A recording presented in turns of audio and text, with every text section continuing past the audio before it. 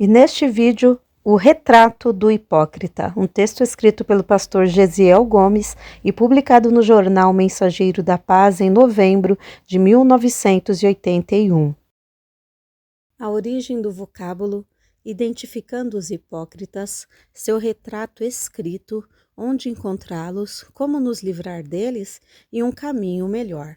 Um povo que não conhece a sua história está condenado a repeti-la. Se inscreva no canal, comenta, curta, compartilha e ative o sininho das notificações.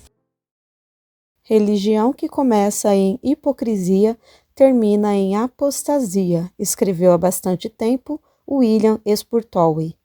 De todas as pessoas com as quais nos relacionamos nesta vida, direta ou indiretamente, consciente ou inconscientemente, a figura da hipócrita é a mais tristemente recordada e a que menos saudade produz. Recordaremos a muitos com prazer ou nostalgia, com indiferença ou júbilo, mas o hipócrita, nunca ousamos recordar-lhe a memória. A origem do vocábulo. Os gregos utilizavam o vocábulo upokrisis por séculos, a fim de designar a pessoa que compartilhava de um diálogo, especialmente em se tratando de um ator. Pouco a pouco a palavra foi adquirindo um sentido metafórico. Depois que os gregos e romanos começaram a usá-la no sentido de definir um artifício, uma ação imprópria ou uma voz alterada, a palavra passou a significar disfarce, máscara, uma irrealidade. Em nenhuma das 38 vezes que o vocábulo ocorre no Novo Testamento, apresenta qualquer sentido positivo inerente. É sempre uma palavra degradante, como degradante ao caráter de quem a possui, como defeito congênito ou como prática adquirida. Milton, em sua célebre obra O Paraíso Perdido, deixou algumas sentenças alusivas aos hipócritas. Em certo trecho, diz o clássico: nem os homens nem os anjos podem discernir a hipocrisia, o único mal que anda invisivelmente, somente Deus o pode conhecer. Jesus Cristo censurou acremente os hipócritas. Nunca deles teve a menor compaixão. Eles não ouviram qualquer palavra meiga do Nazareno. Espanta ver hoje como muitos hipócritas se escondem na Igreja de Cristo, alguns até se imiscuem no sagrado ministério, profanando-o, esquecidos de que sua pele de ovelhas nunca será confundida pelo rabi da Galileia com o verdadeiro espírito de lobo devorador que possuem. Identificando os hipócritas.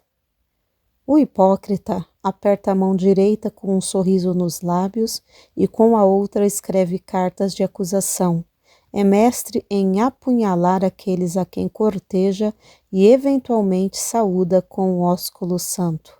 O hipócrita, a fim de conseguir votos nas convenções e de cobrir-se de elogios entre os estranhos, manter-se em excelente conceito perante as comunidades e não perder a liderança, promove cambalachos, contrata profetas, violenta consciências, atormenta amigos que não se rendem às suas leviandades e se compromete com os modernos herodianos. Finalmente, tentam se projetar diante do grande público como os salvadores da pátria ou da denominação, homens, afinal, profundamente espirituais.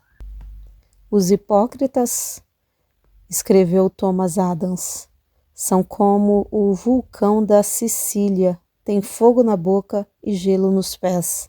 Em nossas intercessões, conduzamos os hipócritas diretamente ao trono do Senhor, passando evidentemente pela cruz. Henry Smith disse certa vez que nenhum hipócrita suporta a cruz. Já é tempo de limparmos a casa de Deus, que pouco a pouco vai admitindo e honrando os hipócritas em seu seio. É fácil conhecê-los, pois têm mais que uma face. Em todos os assuntos importantes estão sempre de ambos os lados, para se tornarem simpáticos a gregos e troianos. nunca defendem a verdade, e sim os amigos. É preciso, como dizia o apóstolo Paulo, resistir-lhes na cara. Eles estão sempre a favor e contra, e às vezes nem a favor nem contra, muito pelo contrário. Quando se unem aos conservadores, conservadores são. Convivendo com os liberais, são mais liberais que os tais. São a favor e contra o divórcio. São a favor e contra as modas. Depende da hora e das conveniências que elas ditam. São a favor e contra os missionários. Depende da pessoa com quem estejam falando. A respeito dos tais, o mestre foi e continua sendo taxativo. Ai de vós, hipócritas! Seu retrato escrito. O retrato do hipócrita está devidamente consubstanciado na Bíblia. Examinemos 7 traços principais. Primeiro, os hipócritas gostam de ser glorificados pelos homens, Mateus 6:2. Amam e praticam a bajulação, bajulam e deixam-se bajular. 2. Os hipócritas gostam de ser vistos pelos homens, Mateus 6:5. São mestres da promoção de suas próprias ideias, príncipes da publicidade dirigida, amigos de elogios. 3. Os hipócritas apreciam cuidar de observar e denunciar os argueiros nos olhos do próximo, não obstante tenham pesadas traves nos seus olhos, Mateus 7:5. Em seu pequeno, mas precioso livro, Joias do Novo Testamento, Grego Kenneth afirma que a pessoa que tinha tal trave no olho, um pedaço de lenha, um pesado esteio, e que assim mesmo tenta tratar da falta diminuta do próximo, é hipócrita. Essa palavra grega aqui, transliterada, era usada nos tempos antigos para se referir a alguém que atuava debaixo de uma máscara. Aqui a pessoa que julga outra por trás da máscara de sua justiça própria faz o papel de ator, fazendo passar-se por algo que realmente não é. Portanto, nosso Senhor proibiu: não julgueis para que não sejais julgados. 4. O que os hipócritas dizem com os lábios divergem do que sentem com o coração. Mateus 15, 7 e 8. 5. Os hipócritas são mestres em demagogia, em ironia e em perguntas plenas de sutilezas e malícias. Mateus 22, 17 e 18. 6. São fiéis no dízimo, mas infiéis na misericórdia e na fé. Mateus 23 e 23. 7.